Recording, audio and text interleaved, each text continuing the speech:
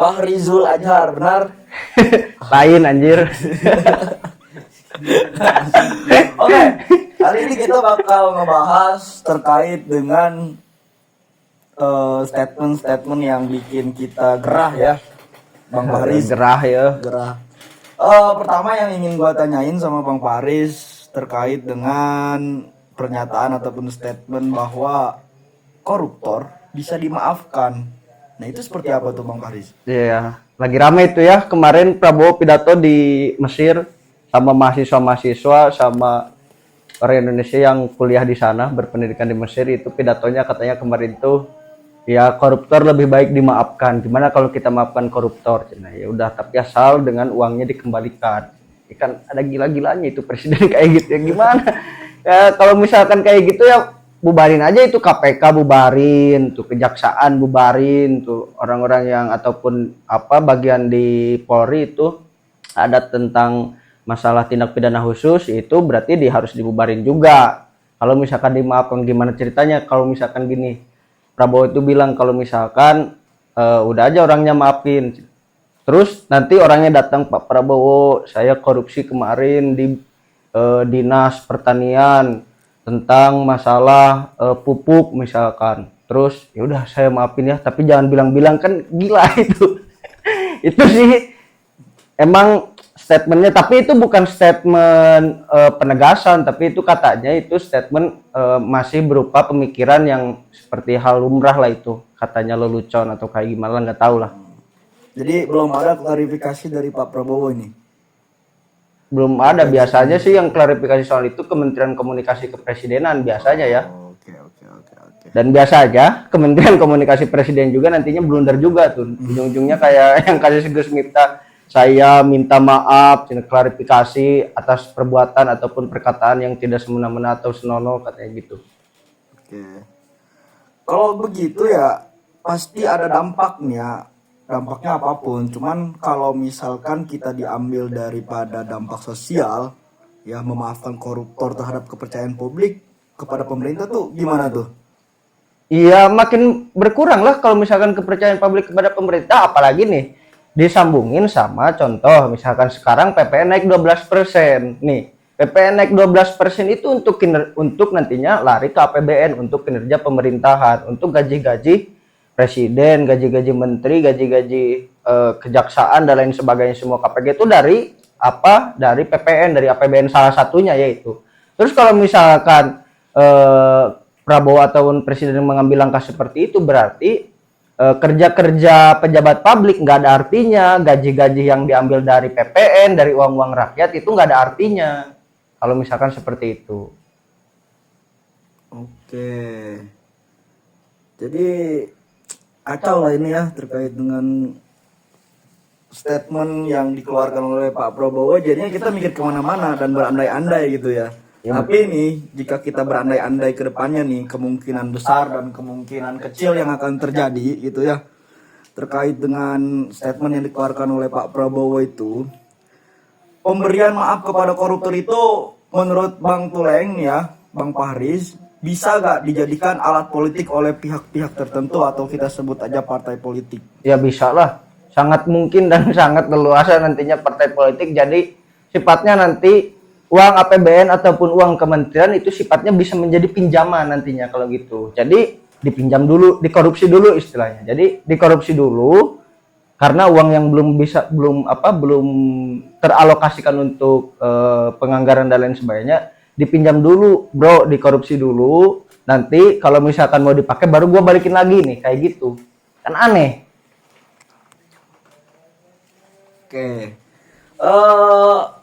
Kalau misalkan koruptor diampuni gitu ya, terus ini bagaimana ya dengan keadilan bagi rakyat yang dirugikan tuh? Hah? Jadi koruptor diampuni nih. Nah, terus bagi rakyat yang dirugikan tuh keadilannya gimana gitu? Bagi rakyat yang dirugikan keadilannya ya jelas-jelas nggak adil lah. Kalau misalkan kayak gitu, kalau misalkan mau mengampuni kayak gitu, jangan mengampuni koruptor yang korupsinya triliunan, yang dia udah sama orang berada terus masih korupsi triliunan atau miliaran gitu.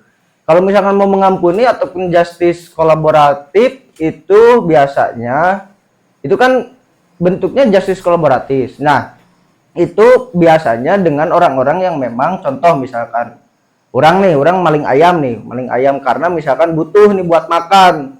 Nah, itu bisa diampuni misalkan. Kalau misalkan koruptor mah nggak kayak gitulah. Jelas-jelas itu mah orang-orang yang serakah, bukan orang yang karena kebutuhan gitu. Oke. Itu keadilan bagi rakyat yang dirugikan ya. Nggak ada keadilannya berarti itu hal kayak gitu. Tidak ada keadilannya ya. Nah, nih.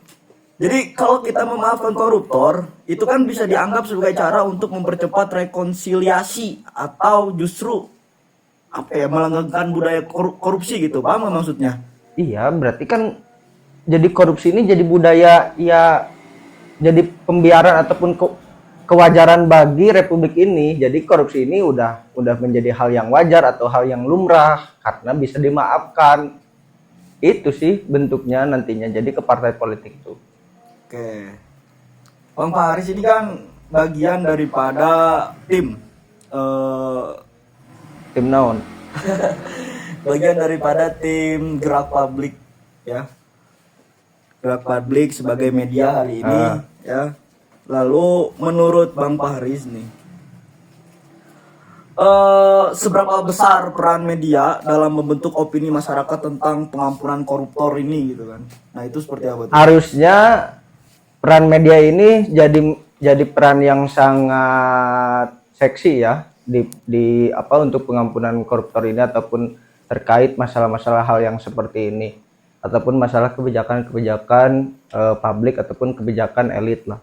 Hal seperti ini harusnya bisa dimasifkan atau bisa diviralkan oleh media-media, dan sayangnya tapi media-media yang udah gede nih malah ngomongin hal-hal yang gak penting nih, kayak contohnya nih podcast di YouTube nih banyak kan, tapi malah ngomongin hal-hal yang sekiranya bukan kebijakan publik gitu, malah ngomongin masalah kemarin ngomongin masalah ngomongin masalah Gus Miftah, sekarang lagi rame nih ngomongin masalah dokter yang punya skincare kan, Doktip tuh sama sama dokter Richard Lee katanya itu untuk masalah skincare kan.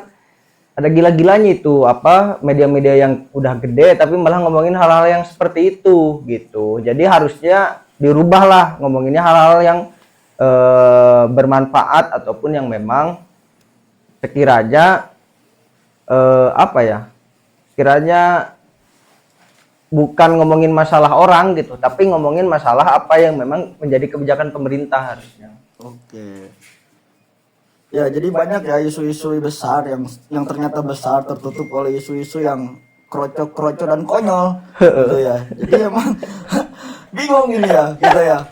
Harus kemana dulu ini? Jadi orang-orang juga teralihkan ke sana. Orang-orang bingung contohnya gini. Iya. Masalah sekarang PPN aja belum beres gitu ya. Iya. Masalah kemarin kasus misalkan polisi tembak siswa itu belum beres kayak gimana? Iya. Kasusnya udah ada lagi sekarang PPN, udah ada lagi nanti media yang lain mengalihkan masalah ke masalah tadi dokter, udah ada lagi nanti media mengalihkan masalah hal-hal yang lain, masalah curhat, perceraian rumah tangga dan lain sebagainya, kan aneh itu. Iya, sama seperti di daerah Tangerang gitu ya, yang sedang ramai itu PIK 2 itu kan ditimpa sama isu PPN, jadi semua teralihkan ke PPN, PIK 2 terlupakan dan lanjut proyeknya itu kan. Iya, jangankan masalah PIK 2 ataupun masalah PPN ini enggak gitu, kita ini harus fokus selaku netizen ataupun selaku ini fokus gitu, kita ini mau membereskan apa dulu nih, mau mengangkat kasus apa dulu dan diberesin sampai selesai gitu.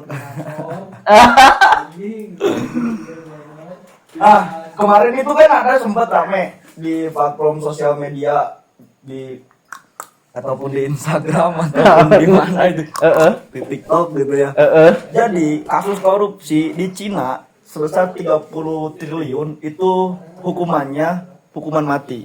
Di Indonesia yang kemarin kasus korupsi timah itu cuma 6 tahun penjara kalau itu makanya jadi percuma untuk masalah pengkorupsian ini. Nanti kita bahas nih ya, ada talent yang bahas tentang korupsi itu atau kayak gimana KPK ini dalam pembenahan korupsi. Itu salah satunya kasus yang di Cina, korupsi berapa triliun itu dihukum hukumannya sampai mati. Tapi korupsi di Indonesia itu korupsinya ratusan triliun, ratusan miliar, tapi hukumannya itu cuma 6,5 tahun atau 6,5 tahun, kan aneh itu, nggak nyambung gitu. Ya udah kalau misalkan kayak gitu mah udah mendingan maafin aja gitu. Terus kembaliin uang negaranya 200 berapa triliun kan gitu. Oke Bang Faris, terima kasih atas pandangannya terkait dengan pengampunan koruptor. Semoga kita bisa menjadi media yang bisa menyambung ataupun menampung aspirasi dari teman-teman yang ada di Indonesia. Terima kasih. Oke.